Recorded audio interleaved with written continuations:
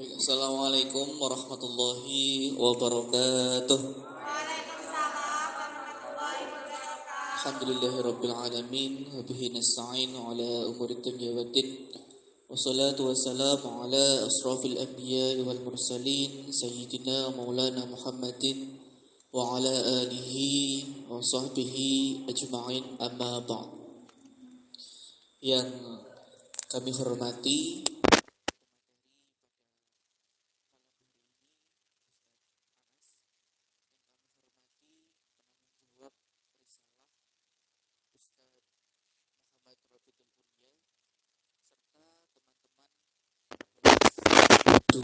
yang insya Allah pada malam hari ini dalam keadaan sehat walafiat, amin Allahumma amin. Pertama kalinya marilah kita panjatkan puji dan puji syukur kehadirat Allah Subhanahu wa taala, yang mana berkat rahmatnya kita semua bisa hadir di acara pelatihan karya tulis ilmiah pada kesempatan kali ini. Kedua kalinya salawat beserta salam semoga tetap tercurah limpahkan kepada junjungan kita Nabi Agung Nabi Muhammad Sallallahu Alaihi Wasallam. Mudah-mudahan nanti kita dapat berkumpul dan diakui sebagai umatnya, amin amin ya rabbal alamin. Oke, untuk pada malam hari ini acara yang pertama yakni pembukaan, kemudian nanti langsung ke acara inti yakni penyampaian dari beliau. Kemudian yang terakhir nanti terus selanjutnya nanti ada tanya jawab, dan terakhir nanti adalah penutup. Mari kita buka acara pada malam hari ini dengan bacaan Ummul Quran.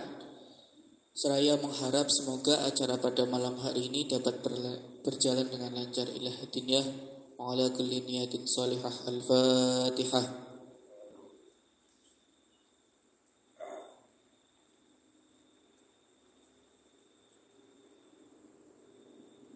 Amin amin ya rabbal alamin. Perlu teman-teman ketahui semua, saya bacakan terlebih dahulu sekilas tentang beliau. Beliau ini Ustadz Anas S.Hum MPD. Beliau ini lulusan S1-nya dari Unisula, kemudian beliau mengenyam pendidikan S2-nya di Universitas Islam Negeri Wali Songo Semarang. Beliau ini sering mengisi seminar. Kalau kalian mengikuti, beliau sering mengisi seminar di Fakultas Agama Islam. Beliau sering dipanggil. Kalau di Unisula tentunya, beliau sering dipanggil begitu. Kemudian beliau juga menjadi pembimbing risalah, dan sudah 3 tahun ini menjadi narasumber penulisan karya tulis ilmiah di Pondok Pesantren As-Shadiqiyah. Selanjutnya saya limpahkan kepada beliau untuk menyampaikan apa-apa yang perlu disampaikan. Nanti kalau misalkan belum jelas bisa dicatat terlebih dahulu. Nanti ada sesi tanya jawabnya. Seperti itu kepada beliau Ustadz Anas. Waktu dan tempat saya persilahkan. Oke, baik. Bismillahirrahmanirrahim. Assalamualaikum warahmatullahi wabarakatuh. Alhamdulillahirabbil alamin wa bihi nasta'in wa ala umri dunya waddin. Salatu wassalamu ala asrafil anbiya'i wal mursalin sayyidina wa maulana Muhammad wa ala ali sayyidina Muhammad. Asyhadu an la ilaha illallah wa asyhadu anna Muhammadar Rasulullah. Raditu billahi rabba wa bil islami dina bi Muhammadin nabiyya wa rasula. Rabbi zidna ilma warzuqna fahma. Amin amin ya Allah ya rabbal alamin. Allahumma rizqna ya Rabbi fahma nabiyina wa khifdal mursalin wa ilhamal malaikatil muqarrabin. Oke, baik. Bismillah, kita mulai ya. Pertama yang saya hormati Ketua Panitia Ustadz Rabit, dan juga yang saya hormati Bapak Moderator Kang Rizky SH, dan sebentar lagi mau MH. Itu ya Mbak Latifah. Dan juga yang saya hormati teman-temanku semuanya, baik putra, mas-mas atau bapak-bapak dan mbak-mbak ya. Hari ini kita coba belajar tentang metodologi penelitian.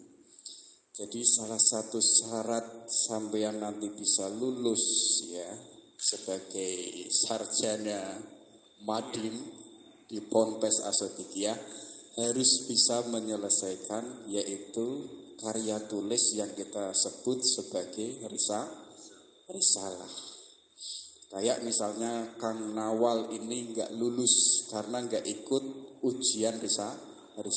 Ya semoga teman-teman yang ada di sini semuanya nanti bisa ikut dan bisa lulus dan bisa mengajar juga di madrasah diniyah.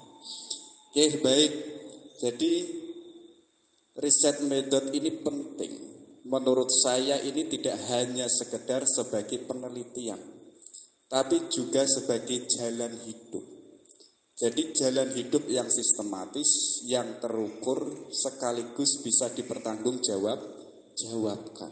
Jadi kita membacanya tidak hanya penelitian, datanya apa yang kita dapatkan, kemudian kita bisa mempertanggungjawabkan, enggak sekedar itu. Tapi secara lebih luas, ini sebenarnya adalah sistematik kita dalam melangkah kehidupan ke depan. Jadi kita hidup ke depan itu ya enggak asal-asalan, tapi penuh dengan pertimbangan dan tanggung jawab.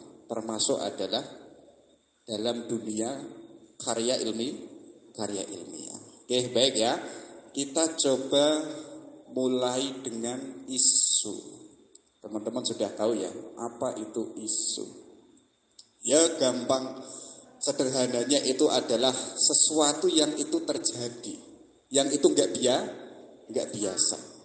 Jadi kalau teman-teman itu biasa minum air putih, yang mulanya itu haus kemudian tidak haus, ini sesuatu yang biasa.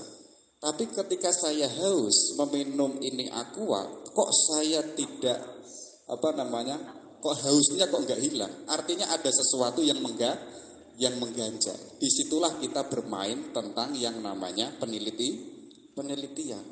Misalnya Kang Nawal, misalkan sudah lama ngejar cewek-cewek, endingnya kok ditolak. Berarti ada sesuatu yang lain yang nggak wajar. Padahal sudah berusaha mati-matian kok ujungnya ditolak. Nah ini butuh yang namanya refleksi untuk kita teliti. Kenapa kok Kang Nawal itu ditolak? Sebabnya apa? Karena apa? Dan lain sebagainya.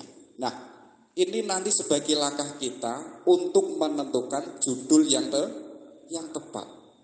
Jadi hari ini problemnya kita sebagai seorang mahasiswa atau akademisi, biasanya kita itu apa? Mengajukan judul dulu. Tapi ketika ditanya, kenapa kok kamu mengajukan judul ini? Ketika ditanya kita nggak bisa menjawab. Harusnya apa? Harusnya langkah utamanya kita itu ada kegelisahan dulu. Kegelisahan dengan realitas yang ada di depan kita. Sebagaimana tadi saya minum aqua, kok hausnya tidak hilang. Saya gelisah, kemudian saya pertanyakan. Jadi step pertama untuk menentukan judul yang kita angkat sebagai penelitian, harus ada kegelisahan yang kita pertanyakan. Dan kegelisahan itu yang kita lihat sesuatu yang tidak wajar. Paham ya sampai sini ya? Paham gak Kang Nawal? Bisa dipahami ya? Jadi pertama harus ada problem. Kalau kita meneliti kok enggak ada problem, ngapain diteliti? Tadi saya mendengar pentingnya puasa bagi orang yang bertamu di rumahnya orang, ya disuruh makan, kemudian orang ini makan atau tidak. Semua orang sudah tahu dan itu pun dijelaskan secara tekstualis di dalam tafsir maupun di dalam hadis. Itu enggak ada problem, ya kan? Nah, kita meneliti itu harus ada problem dan problem itu sangat luas sekali yang ada di depan kita. Jadi kalau kita belum menemukan problem, ya kita tidak akan bisa mengangkat suatu judul. Jadi pertama kita harus tahu problem apa yang ada di tengah masyarakat. Termasuk di sini saya jelaskan yaitu problem yang ada di fenomena. Fenomena di tengah masyarakat, fenomena di sosial, macam-macam. Entah itu psikologi, ya. Entah itu sosial, entah itu ekonomi, entah itu hukum, jurisprudensi. Nah, nanti kan judul topik besarnya dalam penelitian ini yaitu tentang puasa. Jadi sampean fokus pada. Nah, kalau kita menemukan problem, itulah yang disebut riset gap. Jadi ada kesenjangan, ada pertarungan atau ada sesuatu yang tidak wajar antara teori dan aplikasi. Jadi misalnya Kang Widya sudah berumah tangga dengan Kang Nawal, misalnya, ya kan? Misalnya mereka berdua sudah punya anak yang anaknya ini SD. Kang Widya, Mbak Widya yang itu hafid Al-Quran. Nah kan faktanya kan begitu. Ini bukan problem ini fakta. Nah, Kang Widya setiap malam itu mengajari anaknya tentang baca Al-Quran. Kok anaknya nggak bisa-bisa ya? Padahal sudah dipelajari dengan baik dan benar. Tapi kok hasilnya tidak optimal. Artinya apa? Artinya ada riset gap antara teori dan aplikasi. Nah, kamu cari itu. Kenapa kok terjadi hasilnya anak ini tidak optimal? Oh, mungkin anaknya itu kurang serius. Oh, mungkin anaknya itu bidangnya bukan Al-Quran. Jadi kalau kita sudah menemukan riset gap, ya, ada problem sosial yang kita temukan, baru di situ nanti kita mengangkat judul. Apa sih yang dimaksud riset gap? Jadi ada kesenjangan literatur, baik itu konseptual, waktu maupun metodologis. Jadi misalkan saya contohkan tahun kemarin yang ada problem besar di seluruh dunia yang disebut COVID-19. Semua orang itu meneliti yang pada data kesimpulannya itu mengatakan bahwa adanya COVID ini yang mengakibatkan semua orang itu meninggal dunia. Dan itu pada tahun 2019. Tapi tahun 2021 ada penelitian mengatakan ternyata orang meninggal dunia bukan gara-gara COVID-19, tapi karena kecemasan atau yang bisa disebut trauma psikologis. Artinya apa? Terkait antara waktu kemarin dengan waktu 2021 ada yang namanya gap waktu. Dan hasil penelitiannya itu berbeda. Nah, kamu itu mencari yang demikian. Jadi penelitian yang sebelumnya yang itu mengatakan A, ya, kamu gali lagi. Yang itu apa? Nanti hasilnya itu berbeda. Jadi kamu itu membantah penelitian yang sebelumnya. Itu yang disebut penelitian yang segar. Jadi kok hasil penelitian kalian kok hanya delocor saja, nggak menarik. Misalkan saya uji nanti, menariknya apa? Sama sekali nggak menarik. Tidak mengejutkan. Mengejutkannya apa? Kamu itu sebagai antitesis. Antitesis itu membantah hasil penelitian sebelumnya. Kamu bantah dengan data-data yang baru. Karena waktu itu terus berjalan. Konsep itu terus berkembang. Nah, kalau kamu sudah menemukan problem di tengah masyarakat, sudah menemukan riset gap, ada kesenjangan antara teori dan aplikasi, baru kamu menggali yang disebut literatur review. Kamu baca. Kalau itu topiknya tentang ekonomi, kamu dalami tentang ekonomi. Kalau itu topiknya tentang jurisprudensi, kamu gali tentang itu sesuai dengan problem yang kamu temukan. Nah, kalau kamu sudah menggali tentang literatur review, baru apa? Baru kamu nanti menyusun sebenarnya yang ingin kamu katakan itu apa. Dalam hasil penelitianmu penelitianmu nanti. Misalnya Kang Mbak Widya, ya, sudah menyusun risalah penelitian. Sebenarnya yang ingin disampaikan itu apa? Sudah ada gambaran belum? Atau jangan-jangan hanya data dimasukkan, itu hanya data. Lah, hasil penelitianmu itu apa? Jadi dalam dunia penelitian itu disebut novelty. Jadi apa? Rumuskan satu pesan yang ingin disampaikan melalui karya ilmiah. Kalau tahun 2019 penelitian mengatakan orang meninggal gara-gara COVID, ya, kamu akhirnya meneliti terus, ternyata orang meninggal bukan gara-gara COVID, tapi karena kecemasan PHK, kecemasan kehilangan pekerjaan. Nah, ternyata itu orang meninggal bukan gara-gara COVID, tapi ternyata apa? Gara-gara dia takut kehilangan pekerjaan, takut kehilangan dan lain sebagainya. Nah, untuk kamu bisa menemukan satu pesan itu, tadi kamu yang disebut literatur review. Kamu gali data terus itu. Baru nanti kamu bisa menyimpulkan ternyata bahwa orang meninggal itu bukan karena COVID, tapi adalah karena kecemasan psikologis. Paham ya sampai sini ya? Paham. Itulah yang disebut isu. Jadi kita harus mengetahui dulu ada problem apa. Kalau tema besarnya itu puasa, ya, kalau kita membaca bukan delunjur saja, semuanya benar sesuai dengan konsep dan teori. Untuk kita mengetahui ada problem apa tentang puasa, kamu membaca di tengah masyarakat.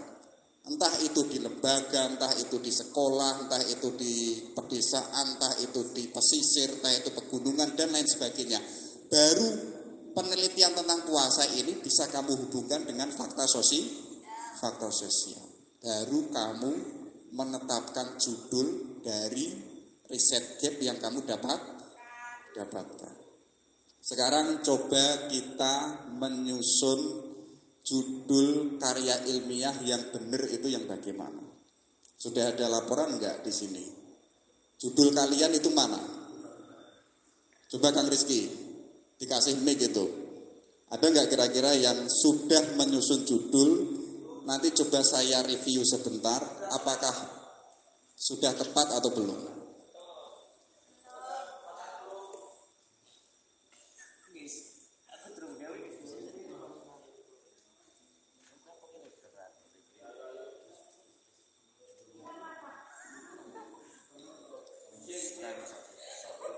Mana? Langsung disampaikan saja melalui mic. Enggak apa-apa.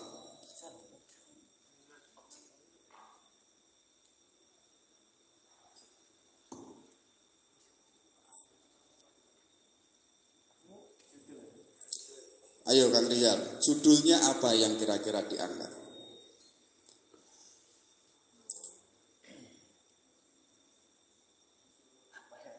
Apa? Masih bingung? Yang Putri, Mbak, apa judulnya? Kasihkan Kang Rizal.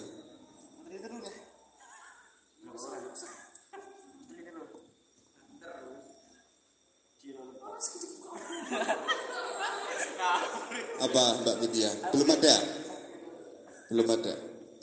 Ya sudah. Jadi judul ini kita temukan tadi ya. Kalau kita sudah menemukan ada problem sosial, ada gap yang ada antara teori dan aplikasi di tengah masyarakat. Dan kita tahu apa yang itu ingin kita sampaikan dalam penelitian nanti. Baru kita menyusun judul. Contohnya judulnya begini. Simpel saja.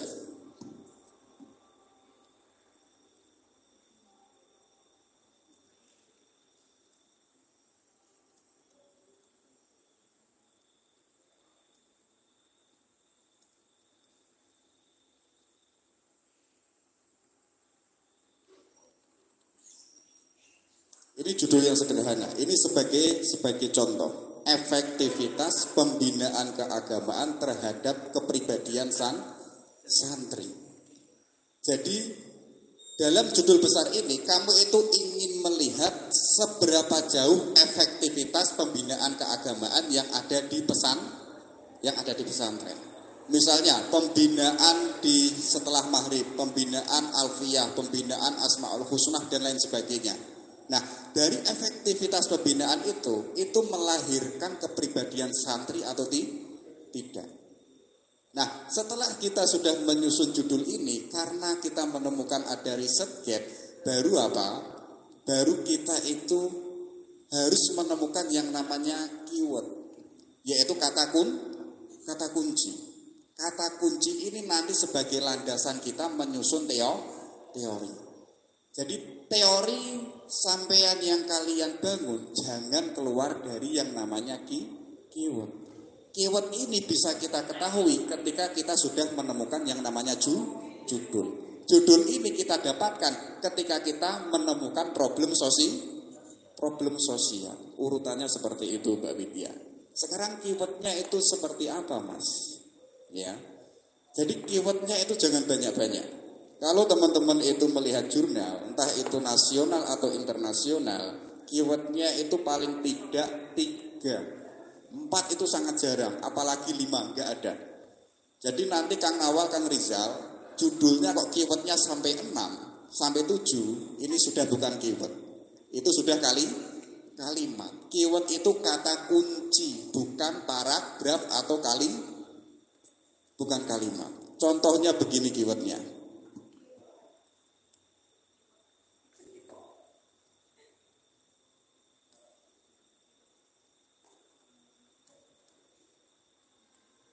Keywordnya ada 3. Jadi makanya kenapa judulnya saya minta biar bisa saya review, bisa saya luruskan, bisa saya carikan keywordnya. Nah, dari 3 kata kunci ini sebagaimana yang saya sampaikan tadi, ini sebagai dasar nanti menyusun teori. Oh, pembinaan keagamaan. Pengertiannya seperti apa, karakteristiknya bagaimana, terus kepribadian seperti apa, dimensinya apa saja, santri pun juga demikian. Ini sebagai menyusun kajian pustaka. Jadi setelah menemukan judul, ayo kita cari kata kuncinya. Kata kuncinya ini yang kita teliti. Nanti akan kita bahas juga. Baik, itu tentang judul. Baru di situ ada yang mesti kita perhatikan, ya, dalam menyusun latar belakang masalah. Jadi kasus-kasus yang sebelumnya, walaupun saya ngisi teman-teman setiap tahun, ya, latar belakang masalah itu semuanya nggak jelas, arahnya kemana nggak jelas, yang diomongkan apapun juga nggak jelas. Bahkan problemnya juga nggak dicantumkan, nggak dibahas di situ. Jadi latar belakang masalah ini sebenarnya kunci. Jadi misalnya di tempat kampusnya sampean kok benar-benar itu memperhatikan metodologi, itu paragraf itu sebagai kekuatan itu. Kalau paragrafnya saja nggak jelas, isinya semuanya sampai selesai nggak jelas. Tapi kok paragraf latar belakang masalahnya kok enak dibaca, sistematis, arahnya itu jelas, problemnya pun juga jelas, yang ingin kamu katakan pun juga jelas. Ini adalah latar belakang yang menarik. Kalau itu sudah menarik, artinya isi-isi setelahnya sampai selesai pun juga menarik. Termasuk dalam urusan jurnal, bukan judul. Jadi kok misalnya teman-teman di sini nanti pasca, semoga ya bisa pasca semuanya, termasuk Mbak Widya bisa dokter dan profesor. Nanti kok menyusun jurnal, latar belakangnya kok nggak jelas, sampai setahun pun juga nggak akan publish, karena para viewer itu ingin membaca isi dari penelitian jurnal itu. Pertama yang dibaca itu adalah latar belakang, menarik enggak? Sebenarnya sih diomongke itu apa? Penemuannya itu apa? Walaupun itu hanya sebatas latar belakang masalah. Nah, baik. Yang mesti kita perhatikan itu apa? Yang pertama, nanti teman-teman kalau menyusunnya, ya coba diperhatikan, jangan memakai atau hindari yang namanya konsep. Hindari juga yang namanya pengertian. Yang topik besarnya puasa, kemudian kok tiba-tiba Mbak Widya di dalam latar belakang membahas puasa, pengertian puasa adalah, konsep puasa adalah, lah ngapain? Bertele-tele. Jadi latar belakang itu cukup 4, nanti saya ajari.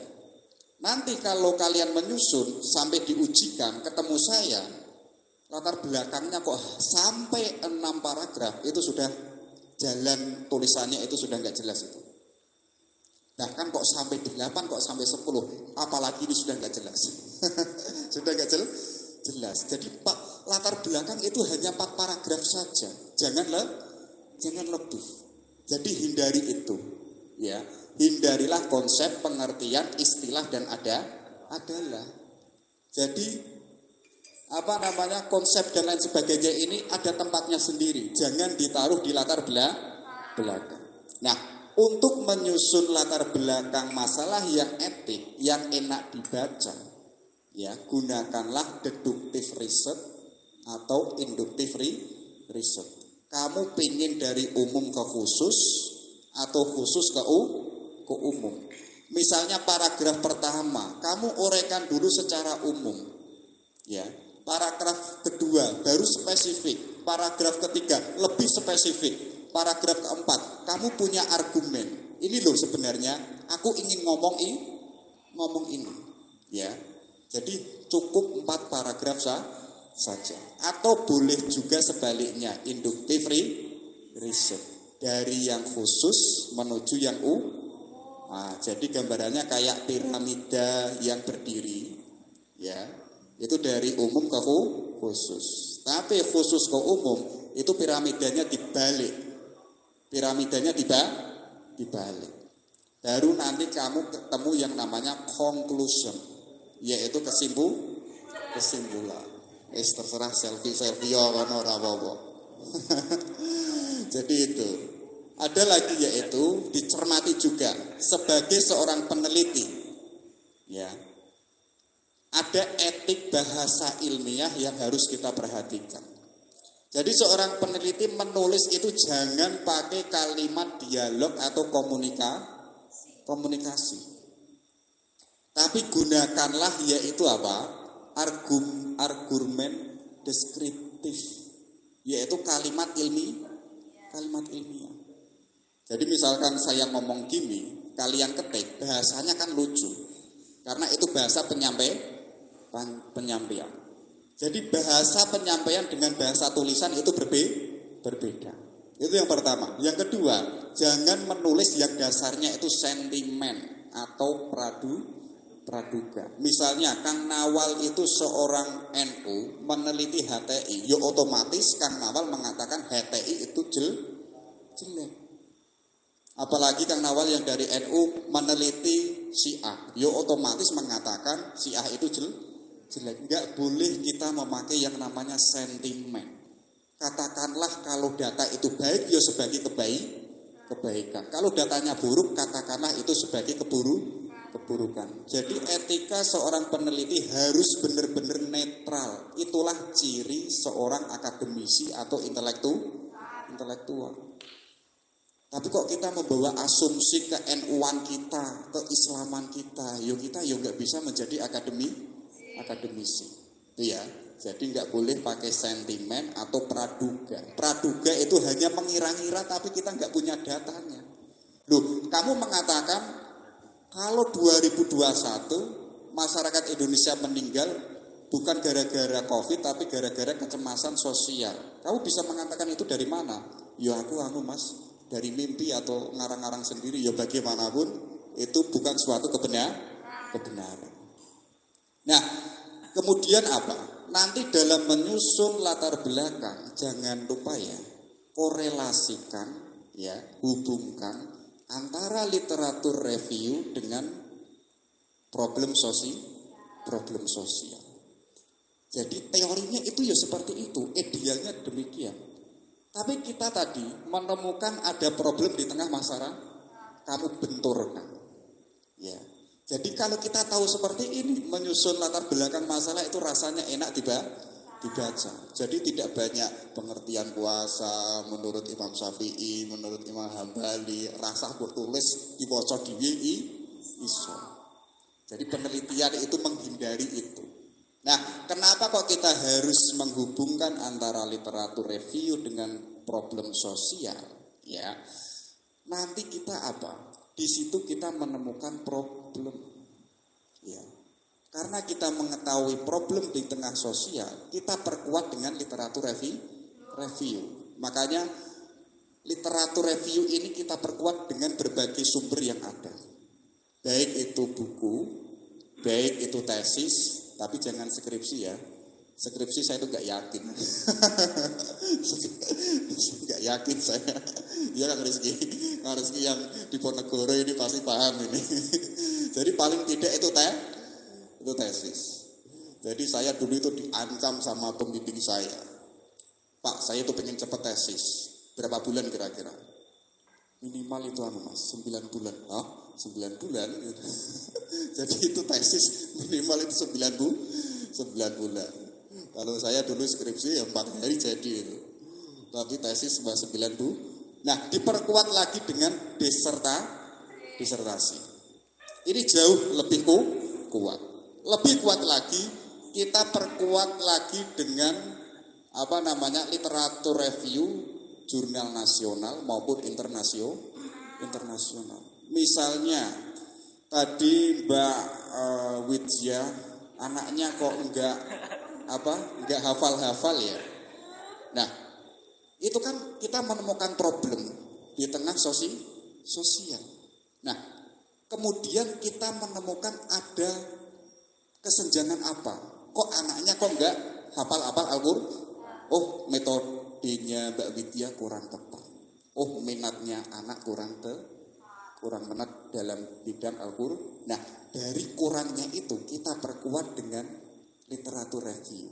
Entah itu jurnal, entah itu pendapatnya para ahli dalam bidang itu. Misalnya misalkan Mbak Widya mengatakan gara-gara metode yang kurang tepat sehingga anak itu kurang bisa paham tentang baca tulis Al-Qur'an.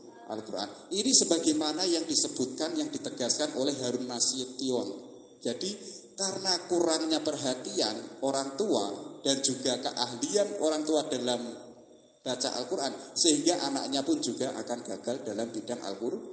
Nanti diperkuat lagi. Makanya apa? Semakin banyak sumber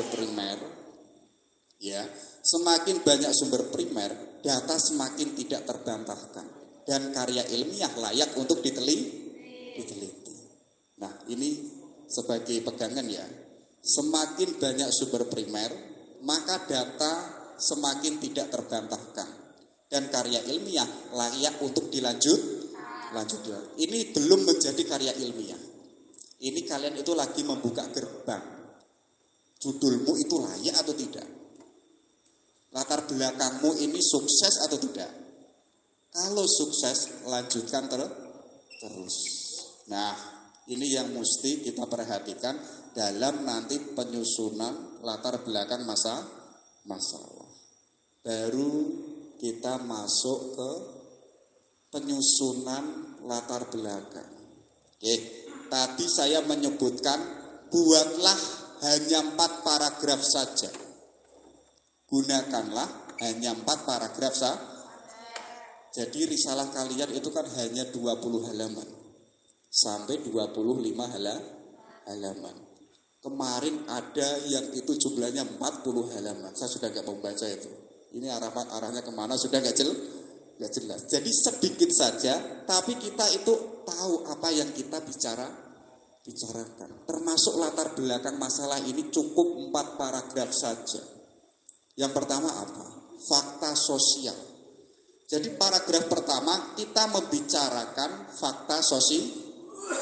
Misalnya begini, COVID-19 tidak hanya menjadi masalah kesehatan, tetapi juga masalah psikologis yang tampak pada keresahan sosial.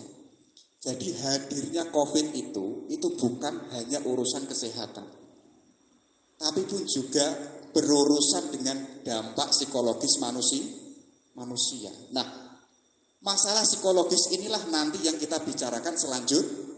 Karena semua orang mengatakan COVID-19 ini urusan kesehatan. Tapi kok kamu hanya satu orang itu bicara COVID tapi dalam urusan psikolog? Unik nggak? Berbeda nggak? 1000 banding 1. Jadi kalau disodorkan di jurnal, nah ini loh. Yang berbeda itu yang seperti ini. Jadi satu paragraf saja, viewer itu membaca itu sudah, wah ini sesuatu yang berbeda ini. Sebagaimana nanti saya menguji. Saya baca satu paragraf saja kok menarik ya. Itulah yang disebut fakta sosial. Kalau kita sudah membahas satu paragraf seperti itu, baru kita perkuat dengan fakta literatur. Misalnya, sejauh ini studi tentang COVID-19 itu cenderung mengkaji dua hal, antara ekonomi dan kesehatan. Semua orang mengatakan itu. 2 tahun berturut-turut mengatakan bahwa COVID-19 hanya melulu bicara ekonomi dan kesehatan. Sedangkan akibat psikologi belum diperhatikan. Kamu ungkapkan itu di paragraf kedua. Ini lebih spesifik. Jadi apa?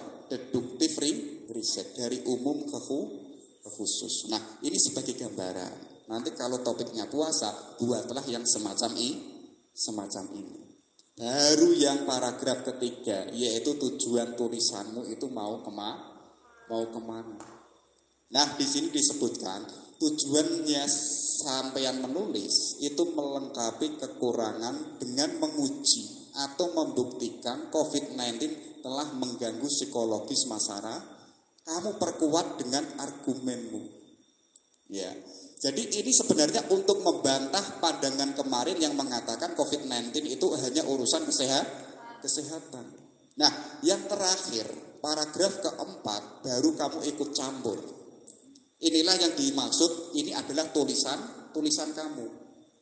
Ya, inilah penemuan Coba saya tanya, dari sini kira-kira kamu sudah ada bayangan dari latar belakang ini yang ingin disampaikan jelas enggak?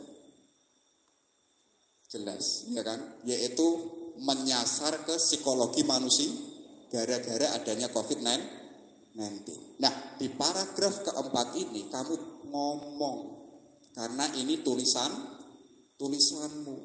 Jadi kamu menyusun risalah hanya ngutip itu ya bukan tulisanmu. Itu tulisannya orang banyak. Jadi satu lemper itu footnote ada 10 apa itu. Footnote ya 3, semuanya itu argumen. Nah, paragraf keempat ini ya yang disebut tadi saya menyebutnya conclusion, yaitu apa? Bahwa COVID-19 telah menjadi sebab dari keresahan sosial yang meluas. Ya.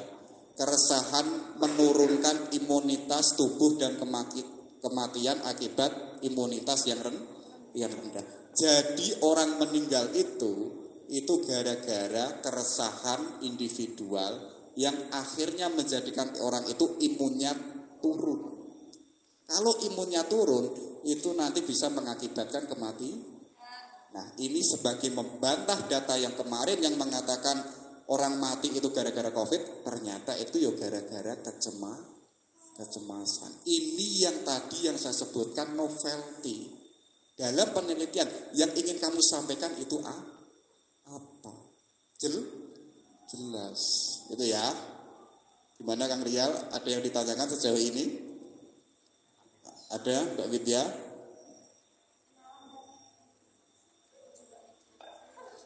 Oh iya, Mbak Vina nanti. Sekarang kita menyusun rumusan masalah. Jadi hidup ini penuh masalah ya. Kita kuliah pun juga sebenarnya mencari masalah. Pengen lulus pun juga disuruh mencari masalah. Baik, contohnya rumusan masalah itu coba kita pegang judul besarnya. Dan kita sudah tahu kata kuncinya apa. Kalau kata kuncinya itu 3, kamu jangan lari dari keyword itu. Dan rumusan masalah jangan banyak-banyak, cukup 2 atau 3. Kok nanti kalian rumusan masalahnya sampai 5, itu sudah gak jelas itu. Pasti isinya itu ya buat tambah-tambahi ben kita akeh. Coba ya, kita menyusun rumusan masalah.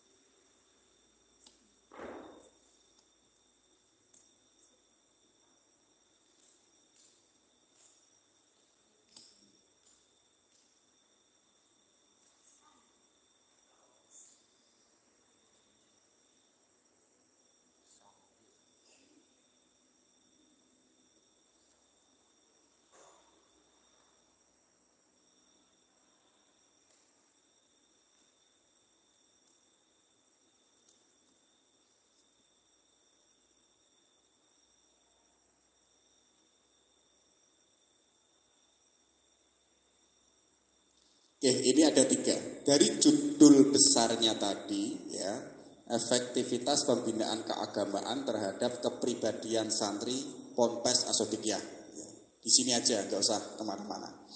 Yang pertama kita harus tahu variabel pertama, dan kita harus tahu variabel kedua maupun ketiga. Dan variabel ini jangan kamu loncat-loncati. Misalnya rumusan pertama kok tiba-tiba kamu bicara tentang kepribadian. Yo itu bukan tempatnya. Kamu bicara dulu yang umum, yang itu nanti sebagai pengantar membentuk kepribadian santri. Makanya yang pertama apa? Yaitu kita mengajukan pertanyaan yang itu nanti tugas kita untuk menjawabnya. Yaitu tentang efektivitas pembinaan keagamaan di Asyidiyah itu. Secara umum datanya nanti digali. Apa saja bentuknya pembinaan keagamaan. Yang kedua, kita lihat kepribadian santrinya itu bagaimana. Apakah nesa-nesu, apakah males-males. Ini hanya sebagai ngarang-ngarang saja ya. Tapi tentang kepribadian santri bisa kamu lihat di literatur review. Baru kamu membuat konklusi. Ya, kamu gabungkan antara efektivitas pembinaan keagamaan terhadap kepribadian santri. Jadi ada dampaknya tidak? Efektif atau tidak dengan adanya pembinaan keagamaan tersebut yang itu membentuk pribadi santri atau tidak.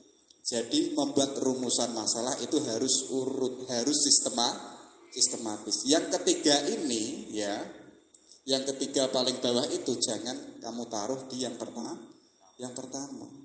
Itu lucu. Nah, ini rumusan masalah. Itu ya. Itu gambarannya sedikit seperti itu. Baru kita lihat baru kita masuk ke metodologi penelitian. Jadi setelah sampean mengetahui apa yang kalian teliti karena kalian punya kegelisahan, ya, mendapati ada problem sosial dan kesenjangan antara teori dan praktek atau aktualisasi, ya. Kemudian menyusun judul, coba kamu cermati judulmu itu jenisnya itu apa? Jenisnya apa? Apakah itu kualitatif? Apakah itu kuantitatif? Apakah itu literatur review atau kajian pustaka? Jadi tahun kemarin itu saya tanya, ya, jenis penelitianmu apa, Mbak? Enggak tahu. Lah kok neliti kok enggak tahu jenis penelitiannya itu apa? Parah kan? Makanya kita harus tahu, yang saya teliti ini memakai metodologi apa? Kualitatif, kuanti atau kajian pustaka. Nah, kita harus sadar itu dulu dengan judul yang kita angkat. Mbak Widya ngejak guyon weh. Nah, yang kedua apa? Kalau kita sudah tahu jenisnya, baru kita untuk mendekati yang kita teliti itu harus coraknya apa, warnanya apa. Misalnya puasa. Puasa kamu hubungkan dengan apa misalkan? Dengan masyarakat yang hubungannya dengan orang. Oh, misalnya di masyarakat tertentu itu ada puasa ngebleng misalkan. Ada puasa ngomong, tidak ngomong. Nah, kamu itu arahnya pendekatannya dengan apa? Dengan psikologis, sosiologis atau fenomena. Nanti kamu lihat, oh dengan adanya di masyarakat ini, dengan puasa ngebleng itu, oh masyarakatnya itu lembut-lembut secara psikologis. Mereka itu tenang-tenang, mereka itu nyaman. Nah, inilah dampak mereka berpuasa ngebleng. Termasuk pun juga fenomena. Fenomena ini kita membaca yang ada di masyarakat luas. Jadi saya gambarkan begini. Ada orang barat meneliti di pegunungan yang ada di Ungaran misalnya. Dan orang barat ini atau orang orientalis ini itu jalan-jalan meneliti melihat ada mbak-mbak cantik kumpul-kumpul yang itu ada di sungai. Nah, mbak-mbak ini itu bareng-bareng memukul bajunya yang itu dipukulkan di batu sungai. Kemudian dicelupkan air, kemudian dipukulkan lagi ke batu. Orang barat ini menyimpulkan apa? Ternyata orang Ungaran Indonesia kok orangnya gila-gila ya. Kok bisa marah-marah dengan bajunya. Ini fenomena. Tapi kita sebagai peneliti jangan terjebak di situ.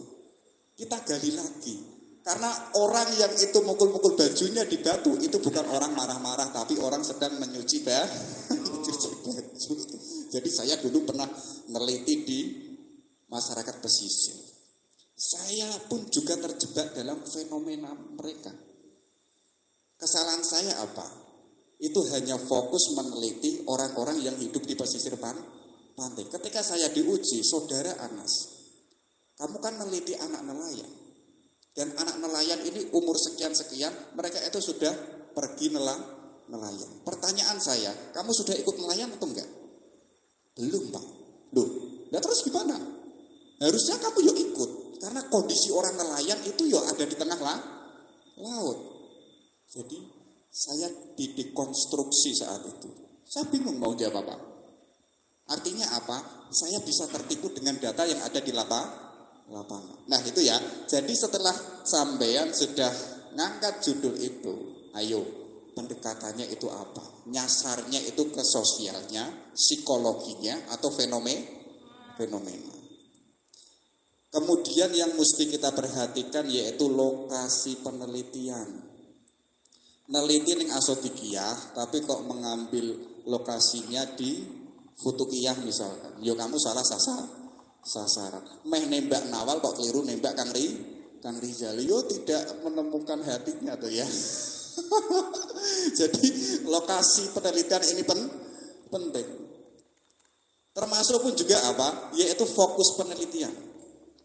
Jadi untuk kita menemukan fokus yang kita teliti, ya tadi saya sering menyebut yaitu keyword. Kata kunci ini harus kita pegang.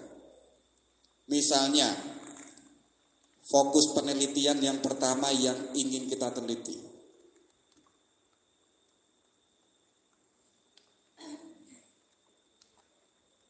Kita menemukan satu variabel tadi, ya. Lalu fokusnya apa? Kamu untuk menemukan fokus penelitian, kamu tadi saya suruh untuk menggali literatur review. Oh, pembinaan keagamaan itu ada 4, ada 5. Misalnya ibadah, akidah, akhlak atau apalah. Nah, itu yang kamu teliti. Misalnya juga kepribadian Muslim. Fokusnya di apa? Fokus ini adalah aspek-aspek. Jadi ada teori, ada dimensi. Nah, dalam fokus penelitian ini, kamu ambil keywordnya, ya. Kemudian kamu cari aspeknya. Kamu kejar di situ. Itulah yang kamu teliti. Itu fokus penelitian. Ada juga sumber data. Sumber data ini ada dua, ada primer dan ada sekunder. Yang lebih kuat yang mana, Mas? Yaitu data primer. Orangnya langsung. Misalnya Kang Nawal itu ingin meneliti tafsir wanita perspektif Prof. Harun yang di Jakarta siapa? Mbah Quraish Shihab. Dulu saya punya teman pasca, dia meneliti feminisme. Tokohnya masih hidup. Dan ini feminisme orang Jerman, perempuan. Ditanya sama pembimbingnya, ini tokohnya masih hidup atau sudah meninggal? Masih hidup, Pak. Ya berarti kamu ke Jerman. Karena orangnya masih hidup. Sama juga orang-orang mahasiswa meneliti Kiai Sodik. Kok beliau masih hidup? Artinya ya dia untuk menemukan data yang kuat. Itu data primer. Subjeknya langsung. Kalau sekunder itu ya dari karya-karyanya. Dari tulisan-tulisan. Tapi yang paling kuat itu primer. Kemudian tinjauan pustaka. Tadi ya, tinjauan pustaka ini jangan lari dari keyword. Jadi tadi saya sebutkan ada teori, ada dimensi. Misalnya santri secara umum, kemudian komponen santri, ada santri kalong, ada santri umum, ada santri apa misalkan. Oh ternyata ada 3. Ini adalah dimensi. Termasuk ini yang kita angkat menjadi fokus peneliti. Itu yang disebut riset method. Paham? Mbak Ivina? Ngantuk-ngantuk sidik rawuh. Nah, bentar lagi kita selesai. Baru kita mengumpulkan yang disebut mengumpulkan data. Teman-teman yang kuliah, yang sudah lulus pasti sudah tahu. Ada 3 alat yang itu kita jadikan untuk menggali data. Yang pertama ada interview atau wawancara. Bisa terstruktur dan bisa non terstruktur. Apa itu Mas terstruktur? Jadi sebelum kita berangkat ke lokasi penelitian, bertemu dengan informan yang ada di lapangan, kita sudah mempersiapkan apa nanti yang ingin saya pertanyakan. Yang ingin saya pertanyakan jangan keluar dari keyword atau aspek penelitian. Terjadi dialog yang ada di sana. Kalau non terstruktur, ini yang biasa saya pakai. Jadi ngobrol santai. Jadi terjadinya ngobrol ini kan tidak saya sengaja, tidak saya persiap. Tapi nanti saya menemukan sesuatu yang itu tidak saya bayangkan itu. Nah, itu sebenarnya nanti yang menjadi unik dalam penelitian. Contoh kecil, orang nelayan itu ternyata secara agamanya kuat loh. Secara akidahnya kuat loh daripada orang Karena orang nelayan ketika dia di tengah lautan, pikirannya itu apa? Antara mati atau tidak. Artinya dia itu fatalistik. Dia menggantungkan dirinya pada tuh. Berbeda dengan orang yang ada di tengah mati urusan, ya kan? Jadi ini sebagai penemuan yang unik ini. Yang menjadikan mereka itu sangat perhatian dengan pendidikan agama itu wawancara. Yang kedua, kita nggak cukup loh hanya sekedar wawancara, tapi harus kita perkuat dengan observasi. Jadi kalian itu mendapatkan data dari informan yang ada di lapangan, tapi kamu pun juga mengamati di tengah lapangan. Apa benar sih seperti itu? Gambarannya bagaimana sih? Iya kan? Nah, coba kita lihat ya, kita memakai protokolnya Creswell. Ini yang saya pakai dalam tesis saya itu. Jadi yang pertama, kita harus memilih lokasi yang hendak kita teliti. Sebagaimana yang saya sebutkan tadi. Kemudian ayo kita melakukan identifikasi permasalahan yang menjadi pokok penelitian kita. Ini loh yang menjadi penelitian kita, kemudian kita buat itu. Ya. Yang ketiga apa? Kita merekam berbagai aspek, entah itu yang ada gambarnya, lokasinya, partisipan, lingkungan dan lain sebagainya. sebagainya. Yang terakhir apa? Saat observasi, ini yang harus kita cermati, kita harus bersikap santun dan ramah. Enggak boleh sombong. Mentang-mentang peneliti mahasiswa saenake dhewe. Itu observasi. Yang ketiga dokumentasi, ya. Ini sudah tahu semua lah. Jadi wawancara, observasi, dokumentasi ini jangan dikira enteng. Kita kadang tidak serius di sini. Itulah mengapa penelitian kita itu omong kosong. Karena kita nggak serius menggali data. Loh, kalau teman-teman itu benar-benar mencermati bagaimana para ilmuwan itu meneliti, itu wawancaranya bisa beberapa tahun nggak selesai itu. Bahkan data yang diterima itu datanya digali lagi. Kayak tadi gambarannya orang barat meneliti mbak-mbak yang ada di pantai pegunungan. Kita jangan terjebak dengan data umum. Kita gali terus. Itu ya. Itu teknik pengumpulan data. Baru kalau kita sudah menemukan data, entah itu dari observasi, dokumentasi, wawancara, langkah kita selanjutnya apa? Yaitu menguji keabsahan data. Jangan-jangan data yang saya terima itu enggak valid. Ya. Jangan-jangan data yang saya terima itu tidak kompatibel. Makanya kita butuh yang disebut triangulasi. Ayo kita cek data yang sudah kita dapatkan. Misalnya kita sudah terjun di lapangan, kita menemukan informan 10. Yang ini otomatis yang disampaikan berbeda-beda. Kita bingung nggak? Bingung. Makanya untuk menjawab kebingungan itu kita gunakan triangulasi. Jadi di antara orang 10 itu yang ngomong sama yang paling banyak itu berapa? Oh, yang ngomongnya sama itu 6. Ya sudah, kita ambil yang 6. Yang 4 kita singkirkan. Kita menguji data yang absah. Jadi data yang kemarin yang sudah banyak kita kumpulkan itu jangan ditulis dulu. Ditulis setelah kita mengecek datanya absah atau tidak. Jadi setelah datanya ini valid, ya, yang mulanya kita datanya 100 kemudian kita cek jadi 40, kita pegang. Kamu susun di pembahasan. Di pembahasan itu kamu jangan ikut campur. Biarlah data yang ngomong. Kalau itu aqua, biarlah aqua yang ngomong. Ini le mineral, kamu jangan ngomong ini aqua. Nanti ada saatnya kamu ngomong, ya, yaitu di mana? Yaitu di teknik analisis data. Kamu di situ punya hak untuk ngomong. Ya. Gitu ya, Mbak Widya, Mbak Evina. Jadi setelah banyak menemukan data dan datanya ini sudah dicek ya, sehingga menjadi data yang valid, kemudian kamu bahas ya, kamu benturkan dengan teori-teori yang sudah kamu bangun di kajian teori. Di situ kamu berintervensi, kamu ngomong. Oke, itu analisis. Kita ini ngomongnya enak ya, tapi nak kalian nulis itu kan jupik dan Nah ini loh, maksudnya analisis data ini. Ini yang penting.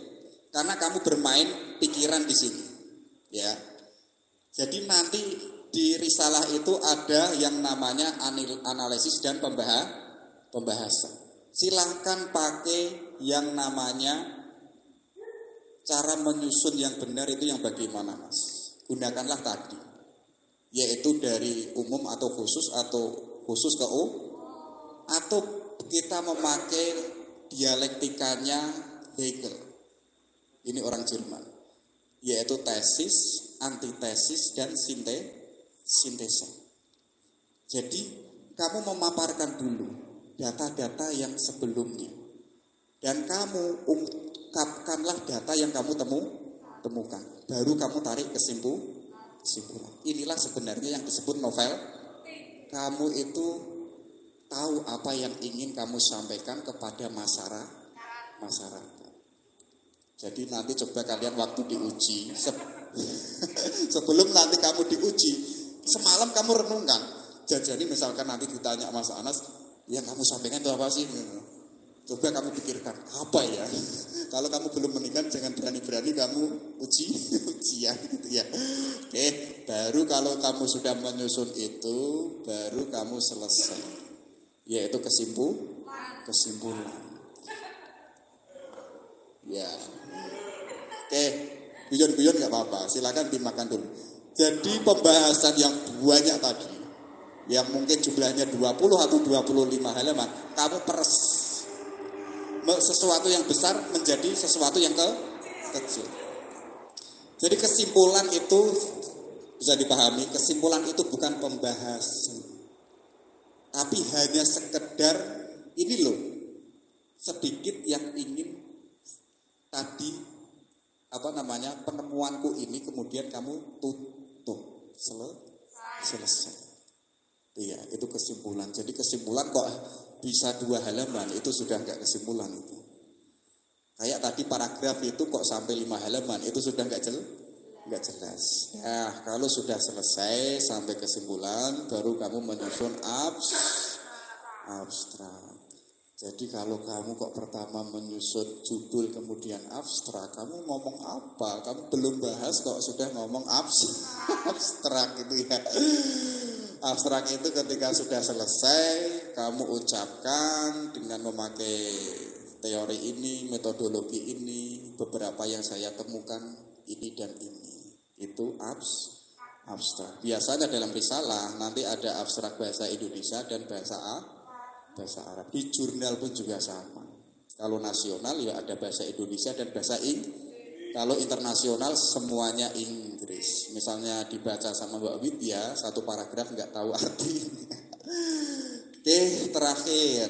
Ini sebagai pengingat kalian, biar kalian nanti serius dalam menyusun risalah. Ini saya buat story tadi. Karena metode saudara tidak dapat dipercaya, maka sudah pasti seluruh hasil dari penelitian Anda tidak bisa diterima. Simple. Judulnya kok sudah rusak, isinya pun juga latar belakangnya kok sudah nggak jelas, isinya apalagi nggak jelas. Metodologinya kok nggak jelas, yo semuanya nggak jelas. Kalau itu nggak jelas, maka sudah pasti seluruh hasil dari penelitian Mbak Widya tidak bisa diterima. Gagal, hancur. Jadi Mbak Widya sudah membangun sebuah rumah tangga bersama Kang Nawal. Tiba-tiba saya sendang saja rumahnya, tangganya. Akhirnya rumah tangganya kan hilang. Yang ada hanya rumahnya. Gara-gara apa? Metodologinya tidak kuat. Atau sejak awal tidak tahu apa yang ingin kita sampaikan. Oke, bisa dipahami ya semuanya ya. Semoga ini bisa menjadi ontelan kalian, start kalian untuk mencari judul, galilah yang itu menjadi kegelisahan kalian. Baru kalian neliti. Oke, baik. Itu saja yang ingin saya sampaikan. Saya serahkan lagi kepada Bapak Moderator, Bapak Rizky. Assalamualaikum warahmatullahi wabarakatuh. Waalaikumsalam warahmatullahi wabarakatuh.